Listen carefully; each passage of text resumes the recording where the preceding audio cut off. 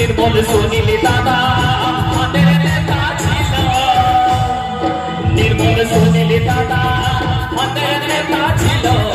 দেশের জন্য দেখো কেমন শহীদ হয়ে গেল, এ ভাই জাতির জন্য দেখো কেমন শহীদ হয়ে গেল। আমি ওদের চাইতে ভোটি দাদা, আমি ওদের চাইতে ভোটি দাদা, ওদের বছর ভোটি তো বটে করবি আমি পাশে লাগ বটে, এগো তো বটে করবি আমি পাশে লাগ বটে।